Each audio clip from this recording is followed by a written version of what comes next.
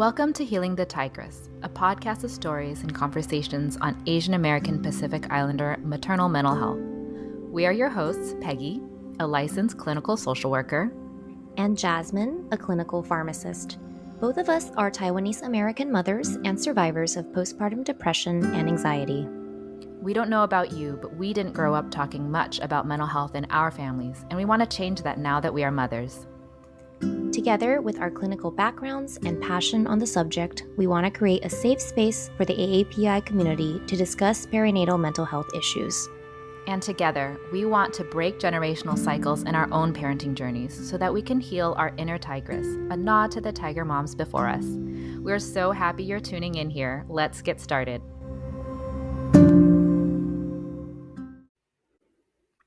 Hello, everyone. Thanks for tuning in today. We have a very special guest today who we're so excited to chat with. And joining us today, we have KJ Althoff. Did I say that right? Yes, Althoff? yes.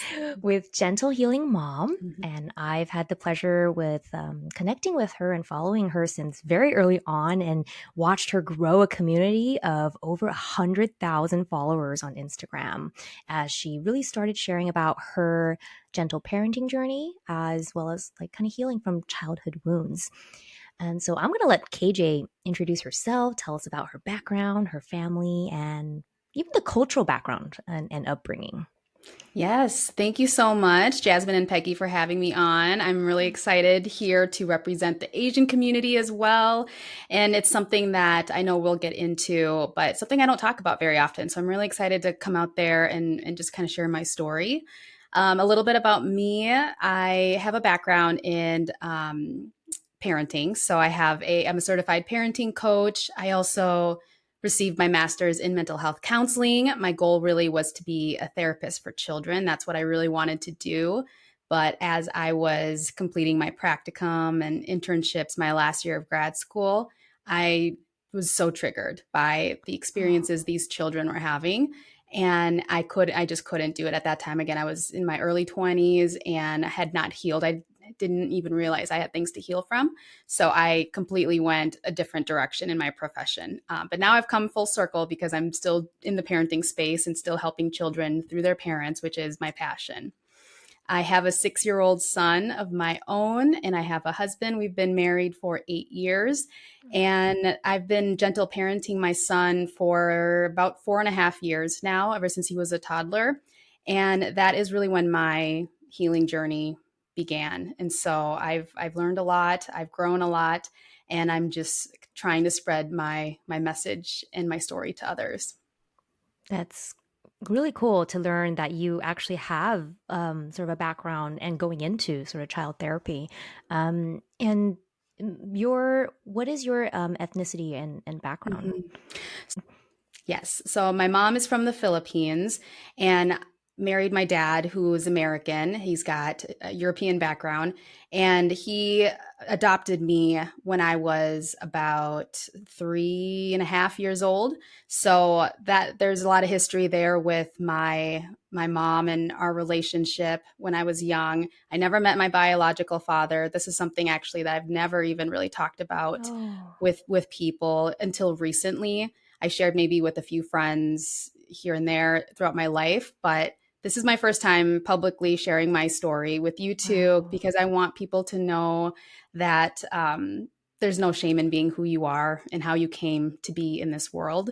And that's very important to me. And that's something that a lot of my trauma comes from and something that I'm healing from. And one of the ways I know that I'm healing from it is at this point where I feel ready to come out there and share my experience and where I've been.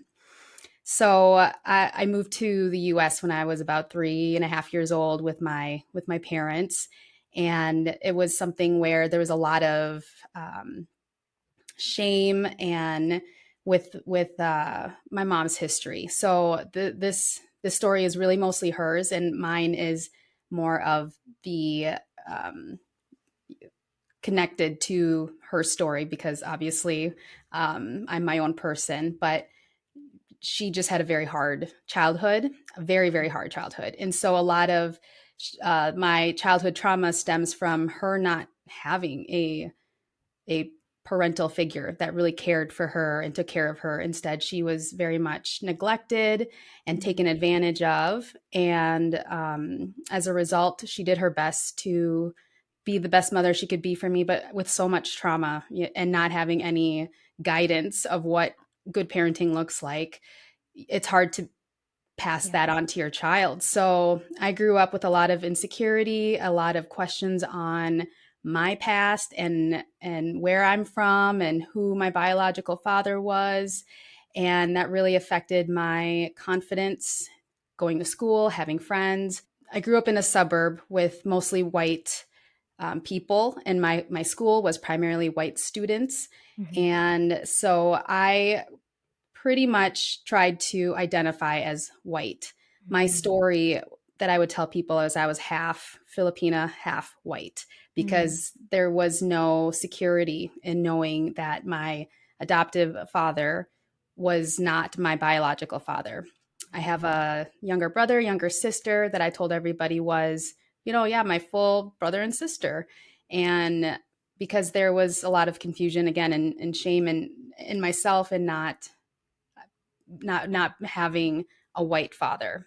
And so that was my story pretty much until I was about 30. So just a few years ago, I'm 36 now. And 30 was when I decided enough is enough. I'm getting triggered. What is this stemming from? I'm learning a lot about my childhood. And I'm finally deciding I need to start healing. I started going to therapy and realizing that a lot of my triggers stemmed from my childhood and not getting that emotional support as a child, and realizing just how much of a lack of identity I had growing up.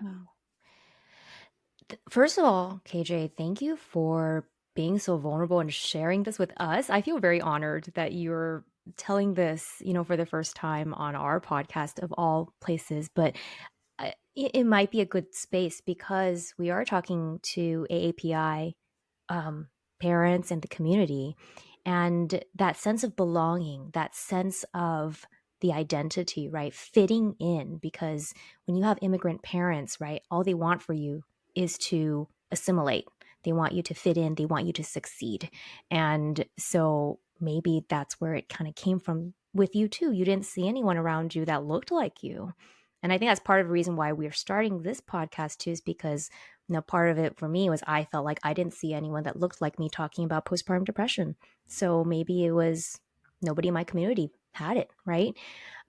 So thank you for sharing this with us. And it really goes back probably to maybe the way you're parenting even now. Yes, absolutely. I remember some bits and pieces of my childhood, and one of the first things was learning English. I could speak two languages when I was 3 years old, two languages in the Philippines, and Tagalog and Bisaya. I could speak them fluently. So 2 Filipino languages. There's a lot of dialects. Tagalog is the national language, but there are a lot of languages depending on where you are in the country. Wow. And so when I moved here, one of the first things my mom wanted to make sure was that I learned English. And that was very important for her because she wanted to start over and she wanted an American life. And I remember learning English just watching TV shows, Barney, Sesame Street. Before I even hit kindergarten, I was already learning and speaking English. And by the time I started kindergarten, that's really when I started losing a lot of that language, that original language. And I wish that I had continued that. And I think that would have helped me stay connected to my Filipino culture. But that's one of the things that I was taught to kind of shed and forget about my. Did your mom just stop speaking like Tagalog to you at home once you guys came to the States?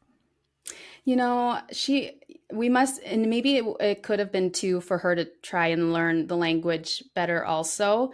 Because we would have Filipino parties and she would talk to her Filipino friends in their language, but for some reason I can't remember vividly, but I must have been told to not talk in that language, just English.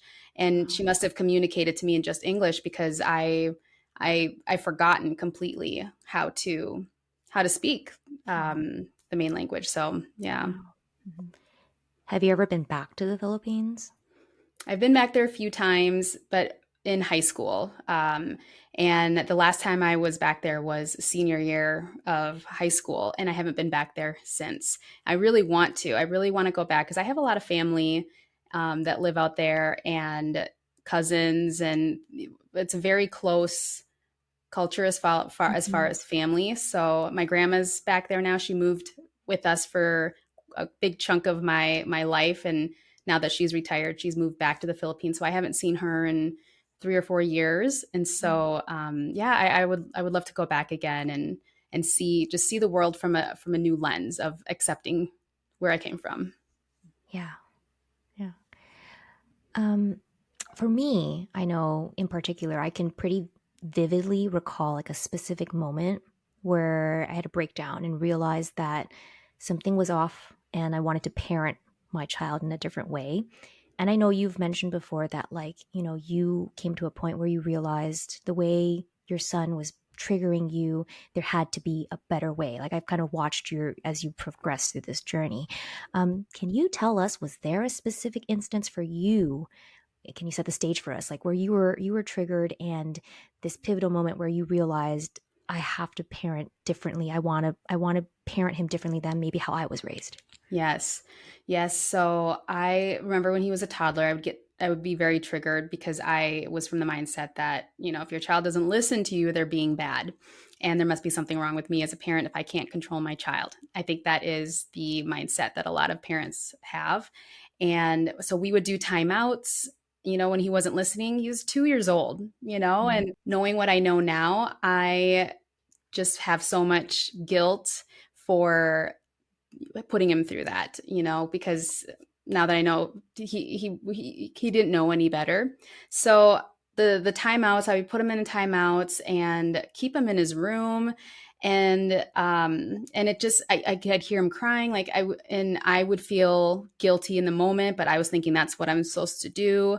I would get mad and yell, and I just, or there'd be times where I would ignore the behavior. I'd be sitting at the table eating dinner with my husband, and I'm like, just ignore him. It'll stop. Like, we don't want to reinforce that behavior. Mm-hmm. And I just remember this eating my dinner, this just doesn't feel right. He's not calming down, how, so I started just Googling how to handle a child's tantrum or just something. And I found some resources and slowly started being introduced to these parenting tips. Cause I knew there has to be proven ways to handle parenting. So I started reading books, and at the time I didn't even know what gentle parenting was. There wasn't really anything that was this is gentle parenting. It was just, I read The Whole Brain Child. I read a lot of Dr. Daniel Siegel's books and resources. Yes. And they don't call it gentle parenting. They, it's just developmental parenting. Mm-hmm. And then I'm like, this is working. I'm slowly doing things, and I'm I feel better. I feel like I have control as a parent, and not control of my child, control of myself. And I feel like my relationship's getting better with my son. And I feel like things are getting better. And then I started sharing on social media, because at the time I'm still also in my healing journey. So I'm reparenting myself. I'm doing things differently with my son. I still not really realizing it's called gentle parenting. And then as I'm sharing more parenting stuff and using the parenting tags, more content's showing up for me. And I'm gentle parenting, what is gentle parenting? I'm that is exactly what I'm doing. So then I started promoting, I'm gentle parenting my son. And I've connected with so many parents who resonated with my story, and how do you do this? And so I feel there was such a need in that moment for parenting resources and different ways of parenting. And there's still a need now, but I feel more so then. There weren't as many resources even 4 years ago. The new parenting wave has just blown up in the last year or two, which is great. There's so many resources out there, but then also very overwhelming for parents that are just entering into this space. Do you But, feel like yeah. the gentle parenting movement too is almost a response to our own experience as children, right? Like the way that you were describing how you initially tried to respond to your child is probably what our parents did to us all the time. I think if you especially think of immigrant parents who may have a lot of trauma themselves and a lot of their parenting is a trauma response, I feel like there is a huge wave of gentle parenting, and maybe it has to do with us being like, okay, what we went through as children didn't work, right? Like how much of your journey into gentle parenting is because you remember your childhood not being a way that felt supportive. Yeah, definitely. Definitely. I think that a lot of how we naturally parent is how we have seen parent modeled to us. So, however we were raised by our parents or other caregivers, the way they treated us as children, that's how we're going to naturally treat our own children because that's what we know. And our own parents have their own levels of trauma and they are parenting from what they learned and it's just passed down through generation. And I think just access now to different mental health services and access to social media, it's really expanded our ability to learn more about how to reparent ourselves. Gentle parenting, to me, I think there's also a lot of overwhelm and confusion with all the different parenting terms. You know, what is gentle parenting, positive parenting, respectful parenting? There's so much. And to me, it's not so much about that label, but gentle parenting resonates with me. I use that. But really, the drive to be a gentle parent is through conscious parenting. So those two are different to me. I don't put them under the same umbrella. And gentle parenting is how we parent our children, and conscious parenting is more internal, more of how we're able to show up for our child through seeing what's going on for us. And in order to be a consistent, gentle parent, we have to be parenting consciously. And that's something that I focus on every single day is, okay, I'm getting triggered by my son now. What's coming up for me? Why am I triggered in this moment? What is he doing? What behavior is he doing? Do I need anything? Am I hungry? Am I just really tired? Am I stressed and anxious because I'm trying to get something done in a certain amount of time? And when we can really, peel the layers and figure out what is going on for us, we show up differently to our children because then it's no longer about our children. It's about us. Yeah, I think that's totally true. And what you just said, it's kind of like a muscle that you have to flex to be able to catch yourself, almost see yourself from an outsider perspective looking in and sort of saying pause, like, can I break this down right now? Like really quickly, what's happening inside me to lead me to react this way to my kid? Is this really about my kid or is this really about me? And there's no way our parents ever stopped to do that for us. It was like my way or the highway, right? And you listen to me. I'm an elder, right? And so there's fear tactics, right? There's sort of like shame tactics. There's I demand respect, right? And to see a child that's young get the sort of attention and care that they deserve, like to our parents' generation, feels like, well, why are you lowering yourself down to their level? But that's so important to see them at their eye level, right? So I think like all the things that you just said about conscious parenting being a separate layer from gentle parenting, that's a really cool distinction. I wonder if did that come from the conference you just attended with Dr. Shafali? Because I know she writes about the conscious parent. Yeah, so Dr. Shafali is basically introduced conscious parenting to the world. And a lot of what she teaches her students and families and parents is always going back into yourself and living consciously and mindfully. And if we can heal and understand ourselves, we can parent so much better. So it's very much not about the child. It's about us. But yes, I attended her conference recently and it was just very inspiring. And if you followed me on social media, you saw that I was crying basically the whole weekend. It was a very healing experience because, like you had mentioned too, children are taught to be seen, not heard. That's how we were raised, and that's very popular. That's very common in Asian cultures, and even in my culture growing up is that if you don't disobey your parents, you respect your elders and you do what you're told no matter what. There's no, you don't say no. You just listen to, if they're older than you listen to them. And that is so dangerous. And that is exactly how people get taken advantage of. What happened to my mom is because they're taught at a very young age that if they're older than you, they're right. And that's such a dangerous lesson to teach a child. And so I've made sure to teach my son very young. Actually, when he was a toddler, when I first started learning more about parenting, I also got introduced to teaching my child about boundaries and consent at a very young age. And I was following other parenting accounts that were teaching us, you can teach boundaries to babies, just be respectful to their sense of self. Like, you don't own anybody.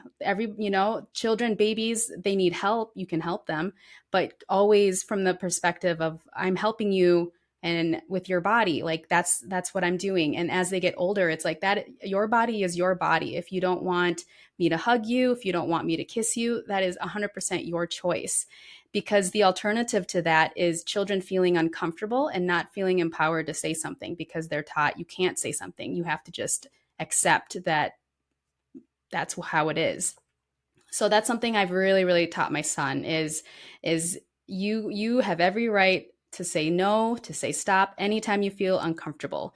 Here is what uncomfortable feels like. This is, because you have to break it down for a child and help them learn, like, what does feeling uncomfortable look like? Well, in your body, it could feel like your stomach feels kind of sick, or maybe your hands are shaking or sweaty, or maybe your heart is racing really fast. Maybe your eyes are watering and you want to cry. Like, giving kids an understanding of, like, feeling uncomfortable equals feeling unsafe. And whenever you feel unsafe, this is what you do. Then giving them tools, like always tell somebody you trust. Never keep it inside. It is never your fault. If you feel uncomfortable and something happens, you're not in trouble. Tell me, tell your teacher, have safe people for your children to know, like, who they can go to.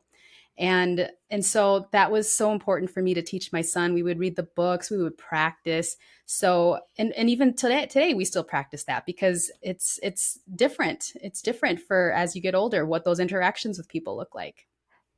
I want to know because I've been sort of thinking about this already. My daughter's at the age where she's starting to ask certain questions, and one of those things is about, body parts, and I do want to teach her those consents. So you mentioned books and books you read with your son. Are there any ones that you really like that you think you would recommend to any parent? Yes, there's so many. And I don't know if I'm able to provide you with a list and you can just provide that to your listeners, because that'd be great. Because there's I wouldn't be able to tell you the exact names and authors right off the spot, but I can send you a list so that they can easily access them. But my son enjoys reading them, and they're very empowering. A lot of them are from the viewpoint of the child, saying, like, this is my body and what I say goes. And then there's a book that a little boy wrote with his mom from an experience he had at a sleepover, and not knowing what to do, but he knew enough to know this isn't right because I feel uncomfortable, So he ended up, like, locking himself in the bathroom until the next morning. And so a child, having children read and learn and understand what's okay and what's not okay, and to trust their instincts instead of ignoring it and suppressing it is so important for us as parents. I think also when you think about what lessons they're learning as they become adults, right? And you think about, if these are the lessons we learned to not question things, not speak up, and then you have these stereotypes and microaggressions towards the Asian American community of being more passive and not able to speak up. So we're healing a whole new generation of children who can now not have to be stuck in that way, to be able to speak up. And for that child who was able to do that, that's amazing. I think if I was a kid back then, I would have been so scared. I don't know what I would have done. And that takes a lot of self-confidence and self-assuredness that was, taught from the right type of parenting to know what to do in a situation like that. Because I don't think I would have known what to do as a kid at all. Same. Yeah. Yeah. And I don't know also if it's being women. That's the other thing, being girls. And on top of being Asian, you have another layer of just, you need to obey, you need to listen to me. I'm older than you, I'm bigger than you, I'm stronger than you. So, Yes, 100%. I remember growing up, my mom would say things like, you shouldn't be doing that. You're a girl. Like you need to be, I don't know, more respectful or more conscious, like, I don't know. I just remember, you don't be too loud. You're acting like a boy or things like that, where it's very much like girls should be quiet and submissive and just, yes, obey and listen. And I think that is how many Asian American women have experienced also growing up in their cultures, even if they grew up in this country. I think from their home, if their parents are first generation parents, that is how they raise their kids even here. And I experienced that too. And as a parent now, trying to teach my son to be empowered and to speak his mind is very triggering. And I think a lot of our generation now, where we're trying to raise these kids to be confident and sure of themselves, we get triggered by like, wait a second, did you just talk back to me? Or did you just say no to me? And we have to take a step back and be like, no, this is what we want. Like, this is exactly what we want our children to do. It's funny because I always tell my husband, I'm like, these personality traits that our son has will be so great when he's a teenager one day and he's not caving to peer pressure. But right now, I just need you to go pee. Like, it's like so hard because I'll say like, I love how you're teaching your son to like listen to his body. And I'll be like, are you listening to your body? Do you need to pee? And he's like, I'm listening to my body and I don't need to pee. And I'm like, oh, this is bad. Yeah. I was like, okay, maybe he's right. And I have to trust him. Yes. Yes. I've gone through that too, where, I'm like, okay, we should go to the bathroom before we leave. And my son will resist. And I'll say, well, listen to your body. Like, do you need to go? And he'll actually pause and like, and then he's like, no, I don't have to go. And then I just have to trust that. It's like, okay, and then part. It's hard. But then if they do have an accident, right, it's like, okay, well, it's your body must have needed to go. So now you can remember what your body felt like before we went. And the next time it feels that way again, maybe we should go to the bathroom just in case, and they learn from those experiences. But for us, we grew up needing to be perfect and everything had to be done the right way, where we don't want to have mess ups and we don't want to make mistakes and we don't want to have to clean things up because we got in trouble for making a mess growing up or making mistakes. And so, something you just said about that kind of stirred something in me, that the whole baby-led weaning, feeding craze, I couldn't do it. It was just so messy for me. I'm like, I can't, like watching this gives me so much anxiety. Yeah. Please stop and it would be even like, she'd get stuff like on her bib and that would make me upset. And I'm like, that's freaking big. She's supposed to get it dirty, right? Yeah. But can you imagine just like the whole tray being dirty and just having people are like, just the floor everywhere. Feed your baby naked. And I'm like, I can't do that. Yes. And that's all learned behavior. Like that's all things that are deeply rooted in us. Like that's not okay. And that stresses us out. Yeah. My mom would wipe my son's hands constantly when he was eating. I was like, this baby-led weaning is not going to work if you keep wiping his hands. Or you're going to go through so many wipes. Yeah. Right? And it's like the Instagram page that tells me how to do baby-led weaning says he needs to feel the textures. And my mom would wipe. And I was like, oh, it's because she did that with me, right? Like keep your hands clean. Yes. Oh, so it's funny that we all had the same experience. Yes. Yeah, there's like a few things I could let my child like feed herself, but other than that, we couldn't do it. And I mean, sometimes it's like, is that why she's pickier on certain things? I don't know. You'll never know. It's one of those things where it's kind of like, if I had breastfed versus formula fed, it does. Yes, it does. In the end, every child is so different. You just don't know. Oh, I was a super picky eater and I eat everything now. That's what I keep telling myself. Like, it'll be fine. We all end up just eating French fries, right? So true. Exactly. So true. Yeah. One thing I was thinking of, do you think that, and your son is mixed race, right? Yes. Mm-hmm. Do you think does that ever bring up any particular feelings for you in comparison to your own childhood? So what comes up for me is that right now that I'm still wrapping my head around accepting that I'm 100% Filipino and not half, like I made up my whole life. Mm-hmm. And when I had my son, I was still in that mindset. So this whole time thinking, well, my son looks white. My husband is white. He looks white, and things are fine. But then as I think about it, it's like, okay, but he needs to know like where, his heritage, like he needs to know where he comes from so that he knows what his kids are.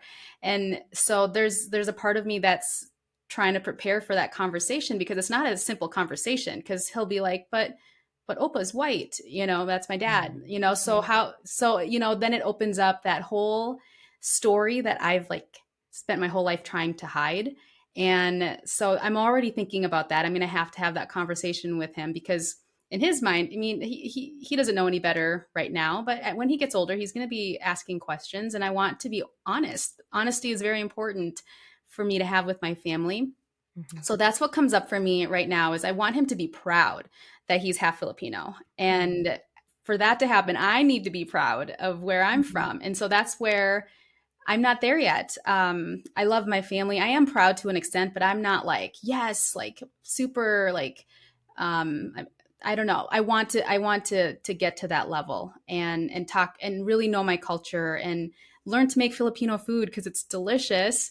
And I want to get there, but I'm not there yet. It's only been a few years of healing.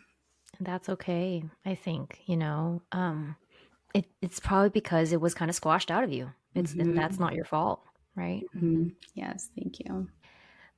One other thing I had thought of was that you've mentioned before on social media. I have heard from some other AAPI folks that say they really want to implement gentle parenting, but their partner is not on board with it. And so, they don't have the same kind of approaches. It becomes sort of like a tension thing in the parenting of their child. So I know you've shared before how you approach this in your household, and what kind of advice would you offer to those parents who have different styles of parenting with their partners? That's a really good question, because it is common. One parent really wants to jump on board to this gentle parenting, or they start to learn like, oh, like this is exactly what we need. And they get really, really into it. They learn a lot. They're understanding more of how to parent differently, and they want their partner to also jump on board with them. And it's hard when they're resistant to it. And then there's tension, and then they get mad at each other, and then they fight. And I think my advice is that not to force it on your partner, because you can't lead a horse to water. They have to want to learn these techniques and learn to reparent themselves. And some people aren't there yet. It took me until I was 30 to even start thinking about looking at my childhood.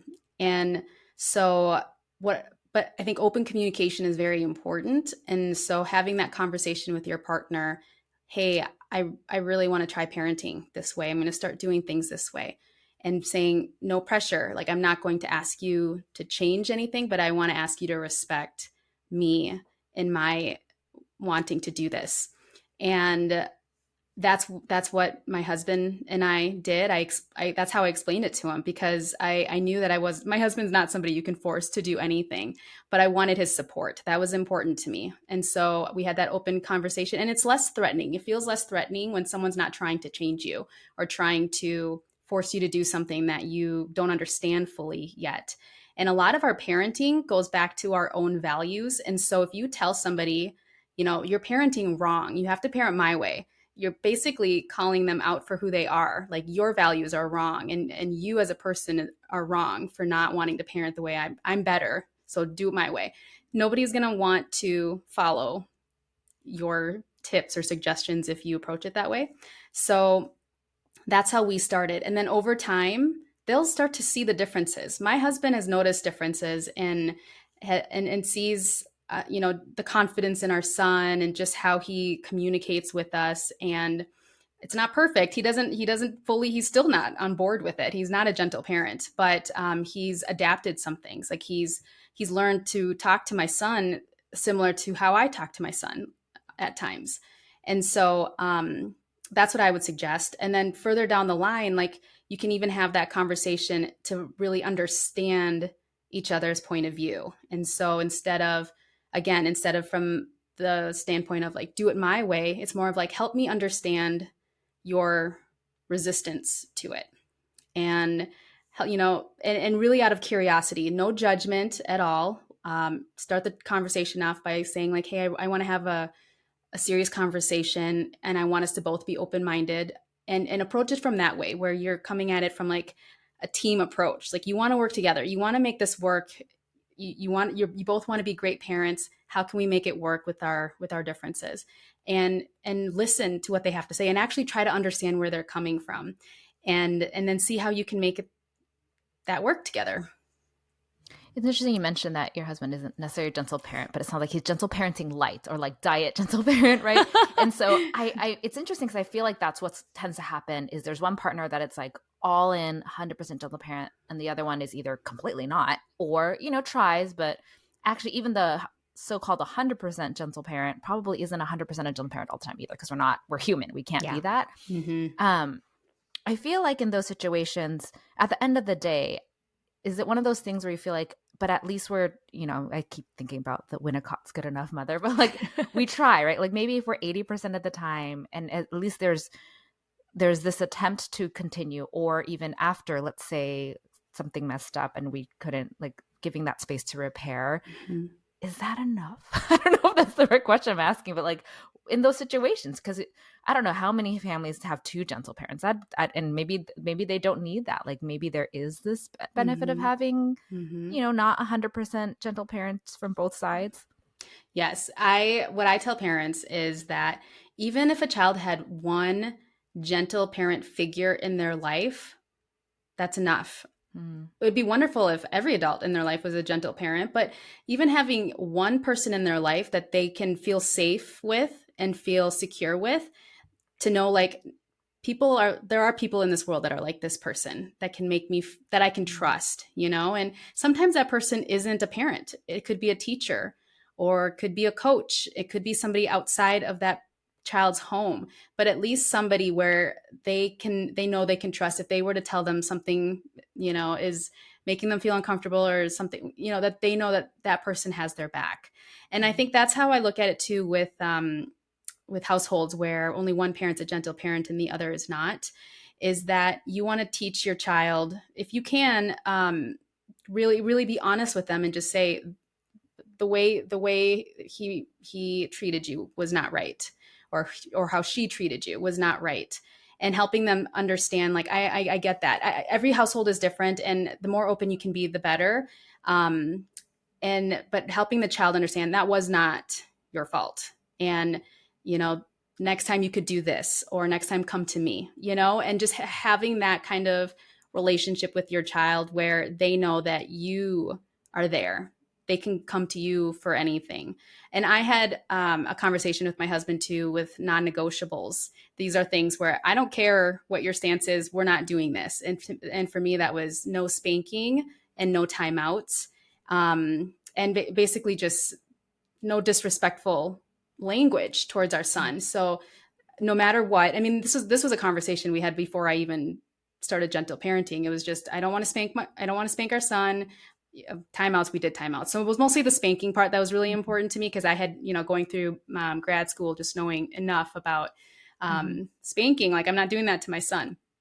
So there are moments where you might have to have non-negotiables with your partner, and your partner might have their own non-negotiables. And maybe theirs could be, I don't want you to interrupt me when I'm trying to discipline our child, And so my husband and I work really well in that we trust each other. We know we're not going to be like aggressive towards our son. Like, there isn't going to be that fear. My husband will raise his voice, and he has a lower voice and is a little bit more scary sounding, but never to the point where it's like very threatening or anything. But we if I'm disciplining my son, he doesn't interfere. And when he's trying to correct our son, I also don't interfere, as long as I know my son, it's a safe situation. And then afterwards, we'll talk about it. Like, okay, so back at dinner, like this happened, like, what could we have done differently? You had said this to him and I think it made him feel like this. So I think it's important, if you can, to have those conversations with your partner at the end of the day, if you're both open to it, and really just talk through it without that judgment, where you don't want to be undermined by your partner in front of your child. So you want to have those conversations outside of the moment. Yeah. Almost like a debrief. Right. Right. And yes. Out so of, how did we do today? Yeah.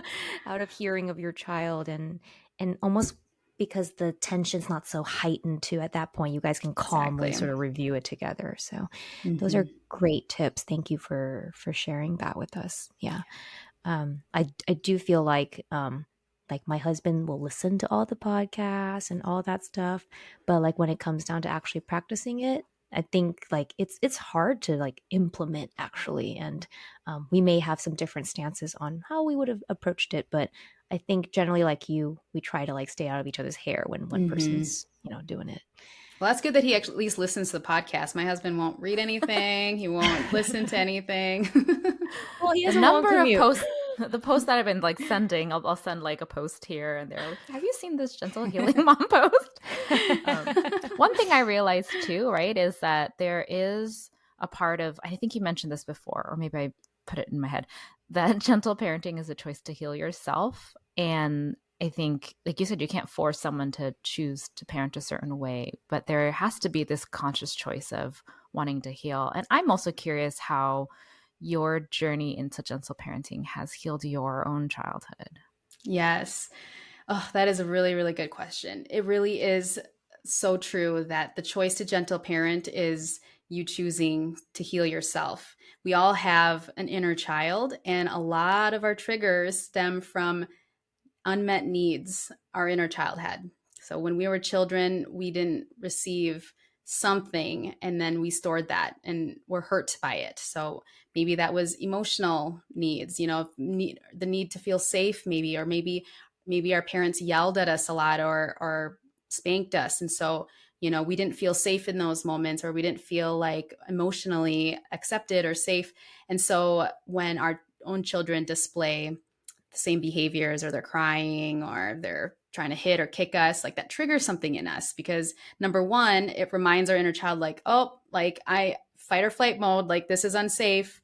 And also the perspective of like, my child should not be behaving this way because something's going to happen to them, because subconsciously you remembered what would have happened to you. And so when we become conscious parents and choose to gentle parent, we are addressing those. We're going back like deep in our past. What happened to us? What would have happened to us if we had behaved this way in the moment? And then reminding ourselves like, okay, we're safe. Like this is actually a safe situation. My child is developmentally displaying a behavior that is okay for his age. And when we can wrap our heads around that knowledge, it's so much easier to just embrace it, and just this moment that you're in right now when your child's screaming and throwing things, that's where they are right now. Like meet them there. They can't bring themselves down. They actually really need you in that moment. They need to feel safe. They're in fight or flight mode right now. And they need a calm presence to tell them like, hey, it's okay. It's okay. I'm here.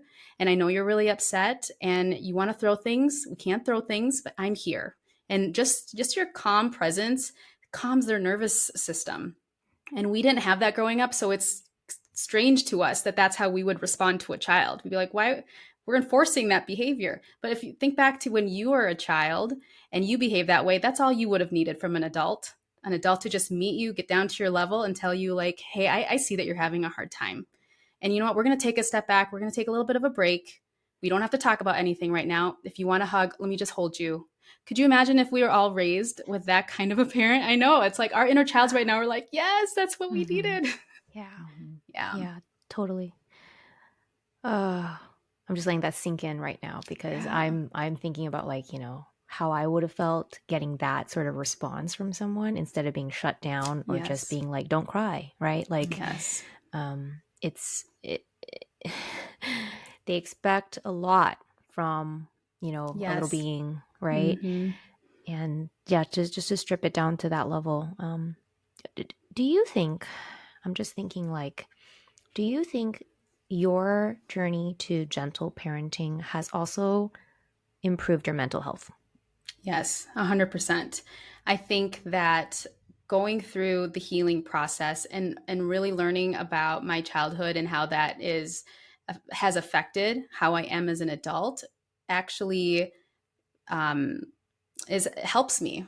It builds my confidence knowing like there is nothing wrong with me. Like this is everyone has their own journey, has their own story, and nothing that happened to us in the past has to be permanent to how we are now. We have the choice to change. The way I respond to my son or the way I react to him of my triggers, it doesn't always have to be this way. I don't always have to get triggered and lose control and yell and ignore and shut him out. Like I can actually show up differently. And when you can learn to better regulate yourself and control yourself, you can just tell the relationship with your child is different because now they're seeing you more as somebody that they can trust and can be safe with, and no, they're not going to stop the behavior. They're still gonna give you tantrums and a hard time and talk back and slam doors and all those things. It's still going to happen. Adults still do that. It's not something that you don't want to raise a robot with no emotions and that's calm all the time, right? Mm-hmm. But you want to teach them ways to calm themselves down. You want to teach them that emotion that they're feeling, anger, frustration, disappointment, those are all normal. Like that feeling, I feel that way too, and helping them learn that it'll pass. No feeling lasts forever. Mm-hmm. And so that's a lesson that children need to learn, and it takes time to learn that. And now as parents, we are learning those lessons at the same time we're trying to teach our child that. Like how hard is that? But could you imagine like our children gaining these skills now and practicing for 18 years with the knowledge of like, okay, this is safe. This is safe. I can calm down. These are the things I can do when I get upset. I shouldn't talk to my mom that way. Okay, this is my 100th reminder. I shouldn't do that, and then slowly over time, it's a skill. Like you said, it's a muscle. You practice it. And we can't expect a 6-year-old to have control over their behavior right away. It takes time. There's this interesting parallel of we're teaching our children full accepting this is who I am, and there's times where I will feel this way and that way. And for some reason, it made me think of how that heals. When you were younger, you did not accept your whole self, right? You accepted half of yourself. You rejected half of being Filipino, right? And so even though this is not necessarily a lesson of your son accepting his cultural identity just yet, but there's this, okay, we're not going to reject who we are, and maybe who we are right now is I'm really angry or I'm really sad, and then learning what to do with that. And it was, as you were saying that, I just kind of was like, wow, you're helping him accept these feelings and these emotions, and that there's a way to be safe, and then there's a way to honor them, which I don't know, just makes you think. Here you are now, 30 some years later, also accepting all of who you are. Yes. And to take it another step further, even teaching our children, that I am feeling angry or I am feeling sad, and really adding that space between the feeling and who we are. And, you are not an angry person. You are not a sad person. Yeah. You are you, and you're just feeling this way. But, in a few moments, you're going to feel this way, and really separating the feeling from the identity of self. Yeah, I love that, because I feel like growing up in a lot of, at least I think in my experiences with immigrant parents, there's a lot of you are being like, not even you're being bad, you're bad, or like you're mean, like don't be mean right now, like be a nice kid, versus like those aren't our identities, those are how we feel or our behaviors. Right. I really love that thing you said about how these feelings, like no feeling is going to last forever. And it's like, I just feel like in motherhood, a lot of times, like sometimes when we get really caught up in our child's behaviors or even our own feelings, a lot of it is projecting that like, oh my God, this is always going to be this way. It's always going to be this hard. They're always going to be this challenging. If I don't fix this now, they're going to end up in jail one day or whatever, just like you catastrophize. And I like that thought of just like separating that feeling and the behavior. I think Dr. Becky says this a lot, like the behavior is not like separate that, from who you are. Yes. Right. And yeah, that's really deep. Yeah, I think it's so important for kids to know and believe that they are not a bad kid. And because that is an identity that they connect with. If it's constantly like, why are you being so bad? Or you're being naughty, you're being a naughty kid. If we're using those labels on our children, they're feeling it. They're walking away believing that's who they are as a person. And so it's important when I reconnect with my son after, we have a big tantrum or meltdown and we're sitting down and calming down together. I'll sometimes ask him like, now, does this mean you're a bad kid? And every time he says no, I'm like, you're right. You're not a bad kid. We just had a really tough moment. So I think it's really important for kids to know that they're not bad. The behaviors there's behaviors that are not okay. We help them understand that, but they are all good children. Yeah. And I think another thing to emphasize is also, like, I'll do this with my daughter when we sort of come around and have a moment to recap and look at things in retrospect. I'll always kind of say like, and like, that there's nothing you can do that will make me stop loving you, right? Yes, and she's I like, love yeah, that I know, too. mommy. I know that, mommy. I'm like, okay, good. Because, like, I just don't want them to walk away feeling like, wow, now I had this shameful moment and my mom doesn't love me anymore. Like, no. That's so important. I think you can never tell your children you love them enough. I think, especially parents that aren't as attuned with their emotions, maybe they didn't receive a lot of that affirmations growing up from their parents telling them that they were loved. So, they think like, well, I'm doing all these things for my kids. Like, I'm making them dinners, I'm packing their lunches, I'm playing with them. Like, I'm showing my love. Like, this is how I show my love. But children need to hear it. They need to hear those words from you. And yes, my son hears it all the time from me, and to the point where he's like, I know, mom, but that's okay. Or sometimes like every night before we go to bed, we have a little routine where I tell him how much I love him, and I'll just make up like something really silly. And sometimes he'll be like, I know, mom. And it's like, okay, do you not want to hear that tonight? And he'll always say, no, I do. I want to hear it. So you know that children love to hear just how much they're wanted and needed from their parents. And then they totally model that behavior back is what I noticed with mine. Yeah. Like, he's so affectionate and loves to say I love you all the time. And then like, I didn't get that a lot growing up. I didn't say that a lot growing up either. It's actually weird when I say it to That's like my the own Asian parents. child, second generation, I think, thing where your parents don't tell you, like you said, KJ, it's in the food showing up in, I fed you, I did all these things for you, but then there was no actual acknowledgement, like verbally, right? Before we sort of conclude, is there anything that you would want to say to our listeners, like a message that you want them to take away from this today? Yes, I want to share something that I learned when I was at Dr. Shafali's Evolve conference, and that is to parent the child that you have. And there's a quote that goes, we don't have the children that we want, we have the children that we need. And so if we look at parenting from that approach, there isn't that pressure to raise your child to be this person and to have all of these things that you want them to have. Just acknowledge them for who they are. Dr. Shafali says, notice your child's essence. Parent who your child is. Really attune to who they are as a person. And that's who you're trying to raise. So even if you have multiple children in your home, they're all going to be different. They're all different people. So you want to parent each individual child to be who they are and accept them for who they are. That was so I know, I'm holding back tears. I know. I was like, that was really, really good. Yeah. I thank you for sharing that little nugget with us. Yeah. Okay. And so to end the episode, we always ask our guests and everyone to just kind of go around and share one thing that you want to do for your mental health this week to better your own self-care and overall. So I know I don't want to put you on the spot. You're thinking about it. So maybe I'll go first. I can say something. Okay. So one thing I thought of was that this past week, I was able to say no to something that came up where someone wanted to sort of ask me, hey, do you have time today to finish and take on this work for me.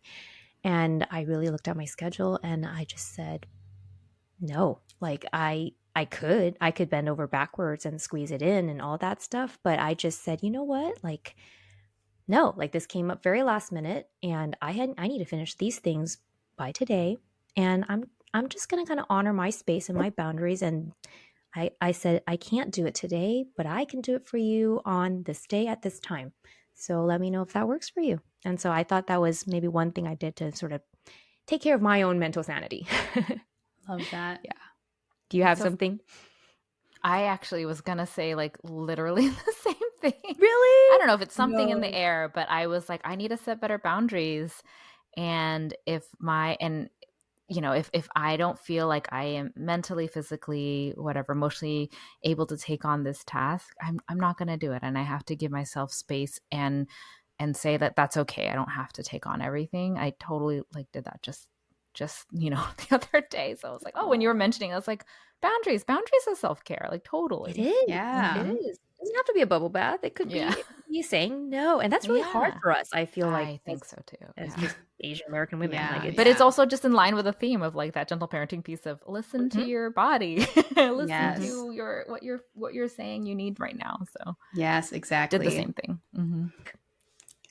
So for me, it's very much, I'm always so busy. Like I have a hard time balancing work and social media and my personal life. And especially after this conference, like I'm trying to be more mindful with myself and being more present in the moment and really acknowledging like, what does my body need right now? Because I always push through what I need to do, what the next thing is. And sometimes I don't listen to actually what my body needs. And sometimes it's like, my body needs to go to the bathroom right now. Like I'm going to stop what I'm doing and I'm going to go. Whereas before I would just be like, that's fine. I'll hold it for 2 hours, and that's just not healthy. Yeah. And so just being more, even as I'm having lunch, like taking a break and actually like taking some time to be mindful of like what I'm eating. And so just, I think for me, it's more of like finding that balance by being more attuned to myself and being more mindful with myself. That's great. And I forgot to do this, but where can our listeners find you? I know you're really big, but I want you to just at least drop a few things where people can find you. And also, I know you have a separate company that you work for that also does like fantastic things. Yes. So do you mind sharing with us? And we can also drop it in the show notes. Yes, absolutely. Okay, so my social media name is Gentle Healing Mom. So I'm mostly on Instagram and Facebook. I also have a website, gentlehealingmom.com. I'm also a parenting coach. I'm limited right now in my ability to coach, but if you want or interested in a coaching session, I offer a free 30-minute intro call. If you're interested in that, it's in the bio in my Instagram page or on my website. And I also work for Big Life Journal, and that is a huge passion of mine. And if you're not familiar with what Big Life Journal is, well, number one, we have journals for children, very much focusing on growth mindset and confidence and building self-esteem. And in addition to all of our journals and all of our other products, we are on all of the social media platforms. Our mission is really to help parents reparent themselves. And so a lot of our content is around the parenting and reparenting. And we also just recently launched a new platform called Growth Minded. It's a membership platform. And on this platform are literally hundreds of parenting resources that you can easily find what you need. So if in the moment, if you could, type like, I need, confidence or back talk or, friendship or anything, and it'll filter and give you, we have parenting scripts. We've got quick 2-minute videos, master classes, workshops. We actually have a workshop right now on how to build your child's frustration tolerance. And it's a live workshop. So there's so many resources on there. And so if you're interested in that, you can always go to the Big Life Journal website or Instagram and check the bio. And we have a lot of free resources on there as well. So there's a lot, but you said that you'll have some information in the show notes. So that's great. I'll put it all in the show notes. And you are doing such incredible work on yourself, so on your son, on helping the community. So thank you for being a voice, representing us, and for being on our show today. Yes, thank you so much for having me.